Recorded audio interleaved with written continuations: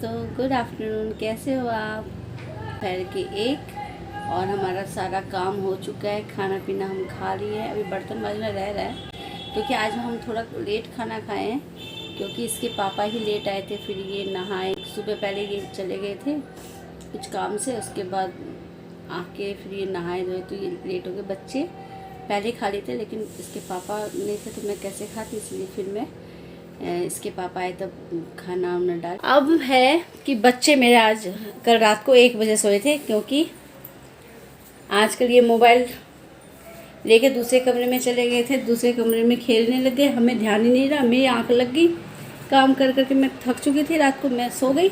बाद में 12:30 बजे जब मेरी आंख खुली तो मैंने देखा बच्चे में हमारे पास है ही नहीं। फिर मैं खड़े होकर देखी दूसरे कमरे में बच्चे मोबाइल से खेल रहे हैं, तो मैंने फिर उनको डांटा। 1 बजे तो हम फिर दोबारा सोए। मैं दोबारा सोई, बट ये तो पहली बार सोए थे 1 बजे। उसके बाद 6 बजे मैंने इनको उठाया, 6 साढ़े 6 बजे। फिर सामने वाले मकान में चले गए और उसके बाद आके फटाफट नहा धोकर पूजा पाठ करे, उसके बाद खाना वाना खा के ये सो गए। छोटा वाला जस्ट अभी 15-20 मिनट पहले सोया। देखो सोते हुए कैसे लगते हैं लोग, जैसे कितने शांत है। लेकिन ये छोटा वाला जब ये जग जाए तो घर में भूचाल सा आ जाता है। इसलिए ये कभी भी, अगर वैसे मैं कभी इसको छोड़ती नहीं, लेकिन अगर बाई चांस ये 1-2 दिन के लिए मेरे मतलब पीहर में चला जाता है तो ऐसा घर सुनना लगता है जैसे घर में कुछ है ही नहीं। क्योंकि जो बच्चा ज़्यादा चंचल होता है, ज़्यादा बदमाशी करता है, उससे घर की रौनक बनी रहती है। और ये है मेरा शांत, लेकिन इसके अंदर गुस्सा है। तो अब जाए, ये उठ गया। मैं नींद पूरी हो गई, स्माइल करो। चलो, अभी शाम के बजे 6:30 और अभी तक भी देखिए मेरे कमरे में ऐसी रोशनी आ रही है। मैंने बालकनी का जो दरवाज़ा है वो खोल रखा है, तो 7-7:15 बजे तक मेरे कमरे में ऐसी रोशनी बनी रहती है। ये नेचुरल रोशनी लेने में फ़ायदा है। तो अभी दोपहर को मैंने बनाया था सिंपल रोटी सब्जी और चाय और कुछ नहीं। तो अब मैं शाम को बनाऊंगी, रात को भी मैं सिंपल डिनर भी सिंपल ही बनाऊंगी क्योंकि कई दिन हो गए कभी कुछ बनता ही रहता है। तो आज रोटी सब्जी बनाऊंगी। लेकिन आज ये 2 आम पड़े थे मेरे पास, तो मैंने कहा कि ये अभी बना कर रख देती हूँ क्योंकि देखो आम ख़राब भी हो जाते हैं जल्दी। तो मैं कई 4 दिन हो गए इसके पापा को लाए हुए, बाकी तो इन्होंने आम खा लिया। ये 2 आम बचे हुए थे, दूध भी रखा है मेरे पास। तो मैंने कहा कि आज मैंगो शेक बना के रख देती हूँ। खाना खाने के बाद मैंगो शेक अच्छा लगता है पीना। ज़्यादा ठंडा मैं करूँगी नहीं क्योंकि ज़्यादा ठंडा नुकसान करेगा, लेकिन नॉर्मल तो करना ही है कि गर्म भी तो शेक, कोई भी शेक हो गर्म भी तो नहीं पिया जा सकता।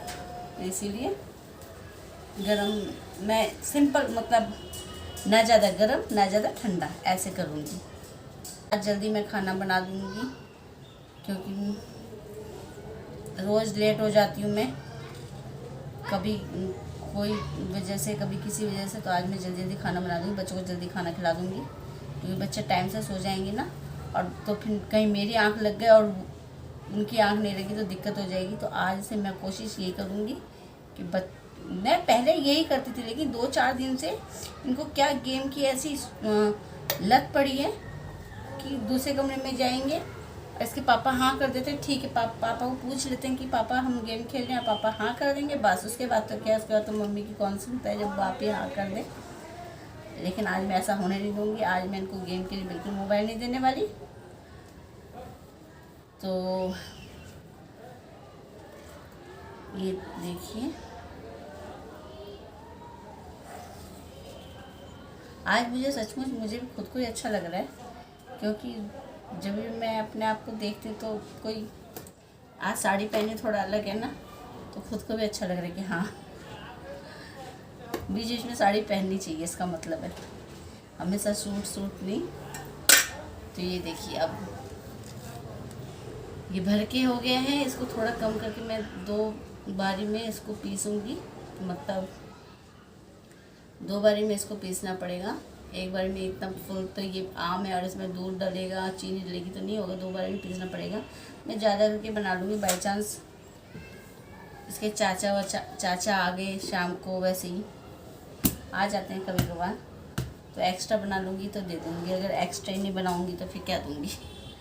तो मैं ज़्यादा करके बना लेती हूँ। दूध मेरे पास है ऑलरेडी, क्योंकि आज सुबह बच्चे जब अपने बाबा के पास से आए थे वहाँ से, तो दूध नहीं पिए। और अभी मैंने शाम को दूध पिला के उनको दोबारा गए हैं वो शाम को, सुबह और शाम 2 टाइम जाते हैं वो, क्योंकि शाम को जब धूप चली जाती है तभी छत पे वो लोग खेल के आ जाते हैं, और सुबह मॉर्निंग में जब धूप नहीं आती उसके पहले वो खेल के आ जाते हैं। तो 2 टाइम मैं भेजती हूँ। ऐसे टाइम में घर में पड़े पड़े मोबाइल में गेम खेलने से तो अच्छा है कि बाहर की हवा भी लेंगे और बड़ों के साथ थोड़ा टाइम स्पेंड भी करेंगे, बहुत ज़रूरी है। क्योंकि हमारा जो बचपन है वो मेरे भी जो बाबा, मतलब मेरे बाबा के साथ ही मेरा बचपन ज़्यादा गुजरा है, क्योंकि मैं अपने जो दादाजी के साथ ज़्यादा खुली हुई थी। माँ बाप के साथ तो सब खुलते हैं, लेकिन अगर और कोई माँ बाप के अलावा और कोई रिश्ता बहुत करीबी होता है, वो होता है दादा दादी का। तो ऐसे ही मैं भी अपने दादा दादी से बहुत ज़्यादा दादी से नहीं, क्योंकि दादी मेरी गांव में रहती थी, और मेरे पापा और 2 भाई हैं, तो चाचा गांव में रहते थे और मेरे पापा कलकत्ते में रहते थे। तो ऐसे करके हमारा जो है मेरे दादाजी से मेरी बॉन्डिंग बहुत अच्छी थी। अब मैं दादाजी, मतलब ऐसे लगता भी नहीं था कि मेरे दादाजी, हाँ जब गुस्सा आता है, जब बड़े बुजुर्गों को गुस्सा आता है ना, तो बहुत ख़तरनाक होता है उनका गुस्सा। तो जब वो गुस्से में आते थे मैं भाग जाती थी उनके पास से, लेकिन थोड़ी देर में गुस्सा जब शांत होता था फिर दादाजी के पास पहुंच जाना। वो दिन आज भी याद आता है। तो मैं नहीं चाहती, जैसे मैंने अपने दादाजी के साथ टाइम स्पेंड किया, अपना जो बचपन बहुत इन्जॉय की उनके साथ, एक दोस्त बन के वो मेरे साथ रहे, तो मैं चाहती कि मेरे जो बच्चे हैं वो भी अपने दादाजी के साथ थोड़ा टाइम बिताए। और क्योंकि जब से कोरोना काल है तब तक घर में बच्चों को रहना है, तो ये टाइम भी बहुत अच्छा है उनको अपने परिवार के साथ ज़्यादा से ज़्यादा वक्त बिताने का उनको मौका मिला है। तो मैं चाहती हूँ कि वो इस मौके को गंवाए ना।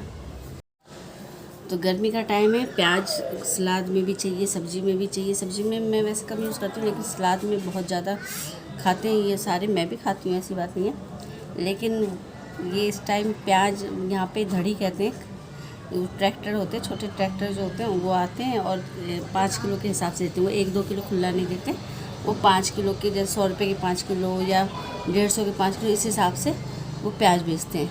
तो ऐसे कोई ट्रैक्टर आया, मैं इसके पापा को कई बार बोलती हूँ जैसे सब्ज़ी थोड़ा बहुत ले लिया करो, तो नहीं बोलूँगी तब नहीं लेंगे। और कभी कभी बिना बोले, सुबह मैं 2 किलो प्याज लेकर आई, मेरे पास प्याज बिल्कुल ख़त्म हो गए थे, मैं 2 किलो प्याज लेकर आई, और उसी दिन शाम को ये 5 किलो प्याज उठा लाए। अब 7 किलो प्याज को मैं कहाँ स्टोर करके रखूँ? अगर रखूँगी तो वो ख़राब हो जाएगा, नेचुरल सी बात है, वो ख़राब होगा। क्यों? क्योंकि कई प्याज तो होते हैं सूखे और कई प्याज होते हैं थोड़े गीले। मैं जो लेकर आई थी वो सूखे देख कर लेके आई थी। प्याज को भी देखना पड़ता है, ये नहीं कि प्याज कोई सा भी वो ले लिया, तो प्याज को भी देखना पड़ता है। तो ये उठा रहा है गीले प्याज।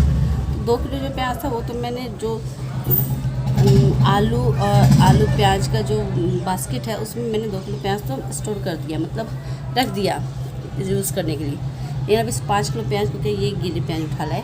तो ये देखिए, ये प्याज ऐसे उठा लाए।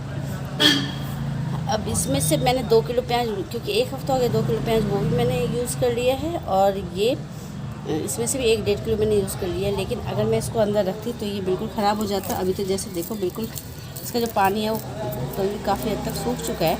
ये तो जितनी लेकर आए थे ना उस दिन, बिल्कुल मतलब ऐसा लग रहा था कि अगर मैं अंदर कहीं भी रख दूँगी जहाँ इसको हवा अच्छी तरीके से नहीं मिलेगी तो ये पूरी तरीके से सड़ जाता।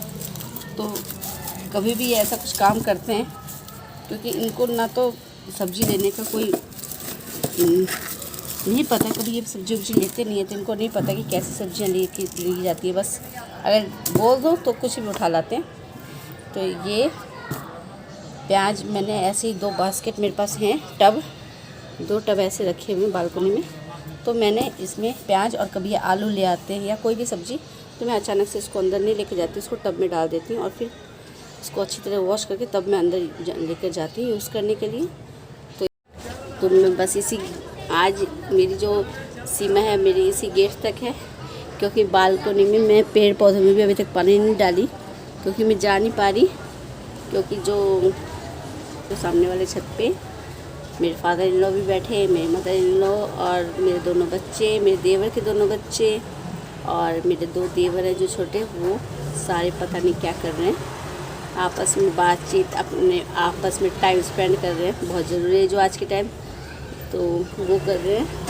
अब जैसे ही वो थोड़ा नीचे जाते मैं पेड़ पौधों में पानी डालूँगी और जो भगवान की सांझ की पूजा है वो करके फिर मैं खाने की तैयारी करती हूँ, या फिर मैं ऐसे कर लेती हूँ, मन है ना कभी एक जगह रहता ही नहीं है।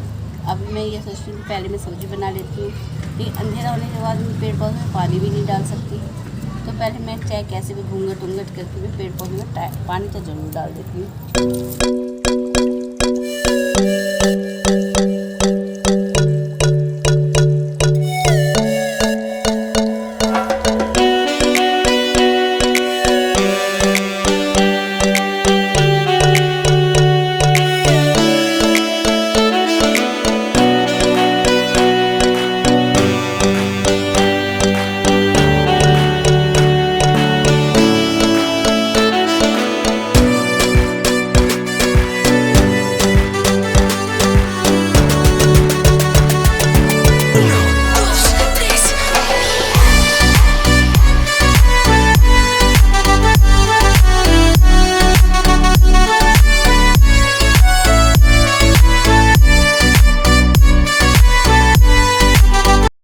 फाइनली मैंने घूंघट करके पेड़ पौधों में पानी डाल दिया। वैसे मुझे घूंघट की आदत भी, ऐसी बात नहीं है कि मैं घूंघट में काम नहीं कर सकती, घूंघट में मैं काम कर सकती हूँ, लेकिन अब वो लगता है ना, एक तो साड़ी बहुत दिनों बाद पहनी हूँ, लेकिन अब मैं कोशिश करूँगी कि मैं साड़ी बीच बीच में पहनती रहूँ।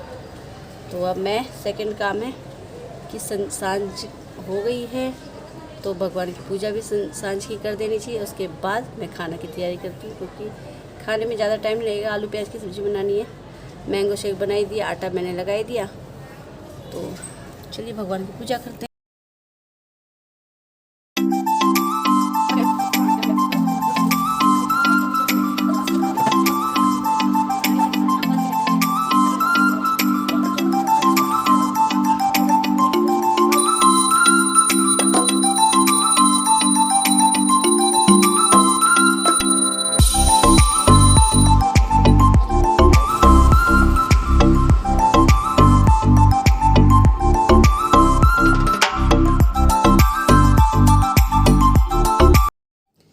तो ये आलू और टमाटर ही मेरे पास है, टमाटर तो खैर है, लेकिन आलू भी ये 3 ही बचे हैं लास्ट।